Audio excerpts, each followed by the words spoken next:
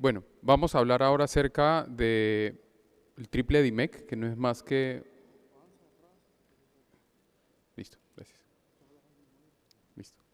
No es más que la combinación del trasplante endotelial junto con la cirugía catarata y lógicamente el implante de lente intraocular. Eh, Vamos a hablar en principio pues que la distrofia de Fuchs es la principal causa de distrofias endoteliales.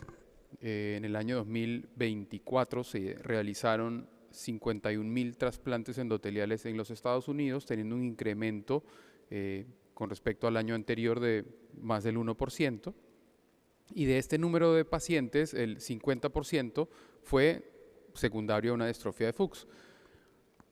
Se sabe que está principalmente, o ocurre principalmente en pacientes caucásicos, mujeres, está asociado a la edad en el sentido que se diagnostica y se realizan los procedimientos por encima de la cuarta década de la vida y se puede relacionar con otras alteraciones como viene a ser la cirugía o la presencia de la catarata, ya que puede pasar asintomática y al momento de la evaluación por una disminución de la agudeza visual, pues hacemos el diagnóstico. El dilema principal que encuentro en estas situaciones es saber si es que vamos a hacer la cirugía del trasplante endotelial en conjunto con la cirugía catarata o en qué caso tenemos que hacer este procedimiento triple. En este caso, pues la idea es enfocarlo principalmente o tener en cuenta el defecto residual, ¿correcto? Sabemos de que los cálculos de lentes intraoculares van a tener que ver o tienen que tener ciertas características de los cuales tenemos en cuenta la curvatura corneal, la queratometría, que también tiene que ver con la elevación de la cara posterior, en la cual en pacientes con distrofia de Fuchs vamos a ver alterada, sea por un edema subclínico o en este caso por un edema también que vaya a ser manifiesto. Entonces ahí es donde tenemos que tener en consideraciones para poder tomar conductas. Existen múltiples árboles de decisión en relación a lo que podemos hacer en la presencia de una catarata y una distrofia de Fuchs, como lo pueden ver en la imagen, pues en pacientes asintomáticos que tengan distrofia de Fuchs y no tengan catarata, lógicamente vamos a observar, en pacientes que tengan cristalinos transparentes, cristalinos claros, pero que tengan efectivamente una distrofia que puede llegar a ser sintomática por una aberración propiamente por las características de la cara posterior. Podemos llegar incluso a presentar desemetorrexis sin trasplante de células endoteliales, desemetorrexis central con el uso de inhibidores de la roquinasa, o si es que ya tenemos casos sintomáticos, como les decía, llegar a la conclusión de saber si hacemos una cirugía de DIMEC sola y posteriormente, más adelante, una cirugía de catarata, si hacemos primero la cirugía de catarata y más adelante un DIMEC, o efectivamente si realizar el procedimiento en forma conjunta. ¿Cuáles son los puntos a favor de realizar el procedimiento triple? Pues que tenemos una sola cirugía, hay un menor riesgo para el paciente, entrar menos veces al ojo implica per se un menor riesgo, es mayor costo efectivo, vamos a utilizar menos insumos al momento del procedimiento, no se van a aumentar el riesgo, las complicaciones, como mencionaba, ya que si entramos 2 veces van a haber 2 veces más complicaciones o posibles complicaciones. En el caso de hacerlo en un solo procedimiento, al hacer un trasplante endotelial, realmente el ultrasonido o el temor que podemos tener en algún momento en recuentos bajos no va a existir porque yo voy a hacer el DIMEC después de la cirugía de catarata, por lo tanto puedo usar infinito ultrasonido y al colocar un nuevo endotelio, pues eso pierde la finalidad, por decirlo de alguna manera. Y vamos a evitar poder acelerar, digamos, la aparición o la opacificación del cristalino asociado a ingresar al ojo. ¿Cuáles son las contras? Pues hay menos predictibilidad refractiva. Eso se debe a que sabemos de que para colocar el lente, como les decía, tenemos que tener un cálculo adecuado y esto va a depender o personalizarlo dependiendo de cada caso. No es lo mismo un paciente con una Fuchs que simplemente querramos corregir la Fuchs o un paciente que tenga ya un edema de córnea, van a haber, digamos, diferentes retos al momento del cálculo del lente. La sorpresa refractiva es algo que hay que explicar de todas maneras al paciente. En pacientes jóvenes, hacer la cirugía de cristalino, pues perdemos automáticamente la acomodación y el comportamiento de la cámara anterior en un paciente que no o que es fáquico, pues va a ser diferente que el comportamiento de un paciente en el cual ya le realizamos la extracción del cristalino. En relación al cálculo de lente, siempre va a haber un cambio hipermetrópico que se llama el shift hipermetrópico, puede ser entre 0,2 a 1 dioptría según la literatura. Esto va a deberse, ese cambio se debe al cambio de la curvatura de la cara posterior. Al resolverse el edema va a ocurrir un encurvamiento de la cara posterior y eso me va a generar un cambio en el poder refractivo, que es algo que tenemos que tener en cuenta. El rango está en forma práctica entre 0.25 y 0.75. Yo siempre sugiero que en una córnea sin edema se haga un cambio, se calcule dejándolo miope 0.25, si es que hay un edema subclínico 0.50 y si es que hay un edema franco corneal, dejarlo con 0.75 de miopía. Podemos ver ahí en la imagen, importante para hacer el diagnóstico de los edemas subclínicos, valorar el tema de los isopacos. Los isopacos son simplemente esta diferencia de distancia entre los cambios de coloración a nivel de la topografía o el encurvamiento de la cara posterior, que ya no es en la parte central, sino al contrario, perdón, que es en la parte central inferior, pero que se va hacia la cámara anterior, y vemos como el mismo paciente, una vez que es operado el DIMEC, pues los isopacos se hacen mucho más homogéneos y el encurvamiento de la cara posterior cambia a lo normal.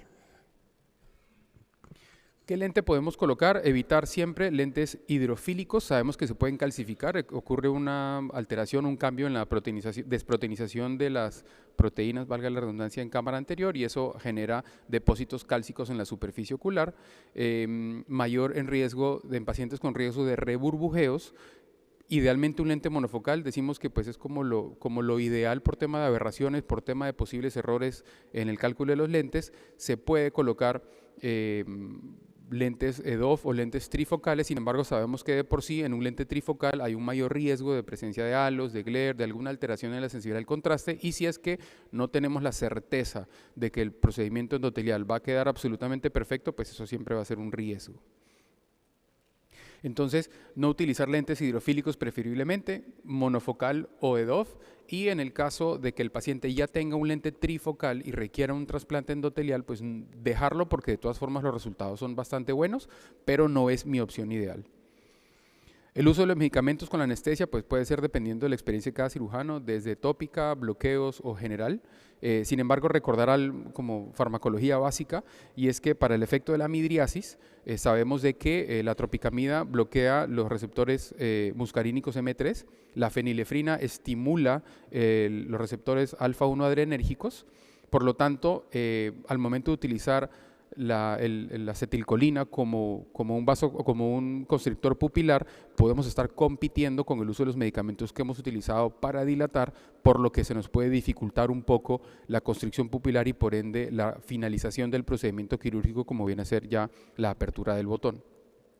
Entonces, simplemente mi sugerencia es utilizar únicamente fenilefrina, que no compite directamente con la acetilcolina, teniendo en cuenta que la midriasis no va a ser una midriasis normal, ideal de una cirugía de catarata muy amplia, sino un punto como intermedio, y eso lógicamente va de la mano con la experiencia del cirujano.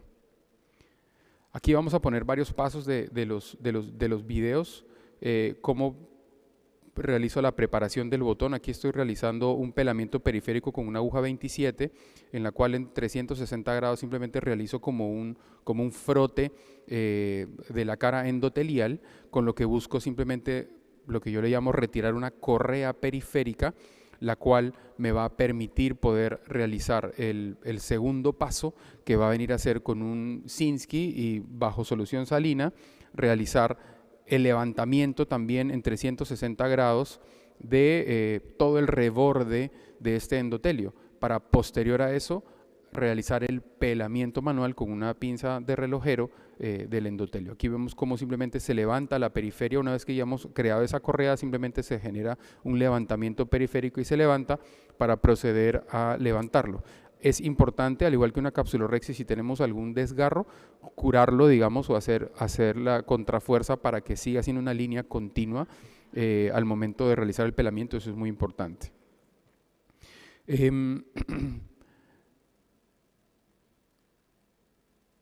Aquí ya vemos cómo se realizó todo este primer y segundo paso, y vamos a generar este pelamiento periférico, en el cual con una pinza relojero simplemente vamos a levantar y pelar esta cara endotelial, tratando de mantener simplemente una línea completamente recta del endotelio, que es lo que uno busca como signo pues ideal. Una vez que ya realizamos la trepanación, verificamos siempre que en el trepa no se nos haya quedado ningún remanente o pedazo de endotelio, y con un poquito de suero vamos a generar el levantamiento de esta correa periférica para únicamente quedarnos ya con el botón endotelial. Ahí estamos retirando la correa periférica que aún quedaba como remanente.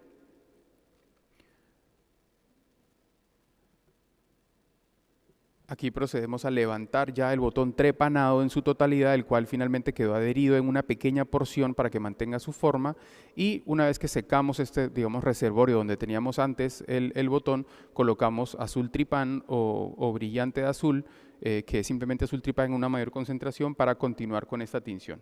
Una vez que obtenemos la tinción, vamos a jugar un poquito con la esponja del Wexel, con mucho cuidado de no aspirar el botón, y vamos a intercambiar un poquito el azul con solución salina para poder visualizar mejor el botón, para poder de forma manual nuevamente levantarlo y colocarlo en un recipiente o una plaquita de Petri, con lo que buscamos simplemente visualizar mucho mejor este botón para finalmente poder cargarlo en el inyector.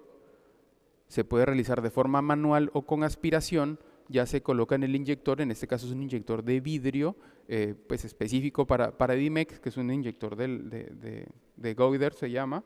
Y finalmente hacemos una iridectomía, en este caso yo hago la iridectomía con el vitrector, la podemos hacer con una tijera en una paracentesis inferior, siempre recomendamos que sea inferior para evitar el bloqueo pupilar. Ahí vemos cómo corroboramos y revisamos que la iridectomía esté permeable.